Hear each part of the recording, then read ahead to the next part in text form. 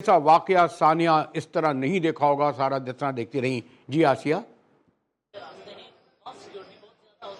دیکھیں، میں اس سے قبل مجاہد بریلوی صاحب ہیلتھ کی بیٹ کو بھی کور کرتی رہی ہوں، اور پیمز کی انتظامیہ کی اور پیمز ہسپتال کی جو صورتحال ہے میں اس سے کوئی زیادہ غافل نہیں ہوں. آئے روز جو ہے وہ میرا یہاں پر آنا جانا بھی رہتا ہے، اور پیمز ہسپتال جو ہے وہ خبروں کی زینت بھی رہتا ہے کہ پیمز ہسپتال کے اندر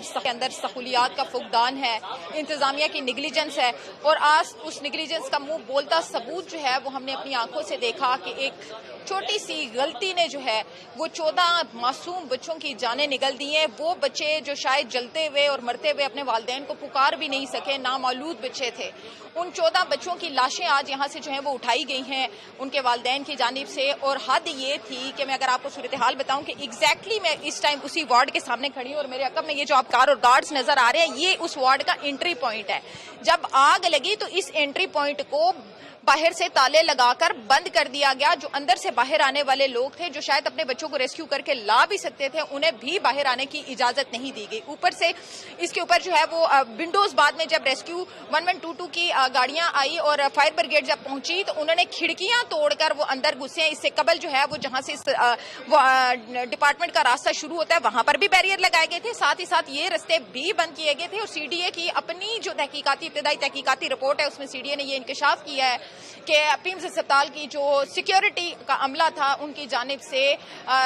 فائر بریگیڈ والوں کے ساتھ اور ان کے اہلکاروں کے ساتھ تعاون نہیں کیا گیا، اور کارروائی میں اس وجہ سے بھی تاخیر ہوئی. بات یہ ہے کہ حادثات جو ہیں وہ پوری دنیا کے اندر جو ہیں وہ حادثات ہوتے ہیں، لیکن ان حادثات کے بعد انسان جو ہے وہ سبق سیکھتا ہے اور بہتری لے کر آتا ہے. لیکن پاکستان کی اور اسپیشلی اگر میں بات کروں اسلام آباد کی، تو اسلام آباد کی انتظامیہ نے اور اسلام آباد کے ہاسپٹلس نے کبھی بھی اپنے ماضی سے سبق نہیں سیکھا، اور کوئی بہتری آج تک جو ہے وہ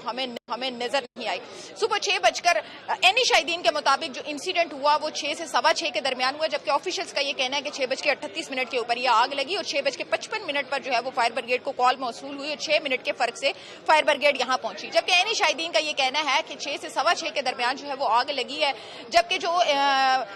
ریسکیو 1122 اور فائر بریگیڈ کی جو گاڑیاں تھیں اور جو ریسکیو اہلکار تھے وہ تقریباً 1.5 گھنٹہ تاخیر سے پہنچے. پہلی نیگلیجنس کہ آپ کی جو ہے وہ یہاں پر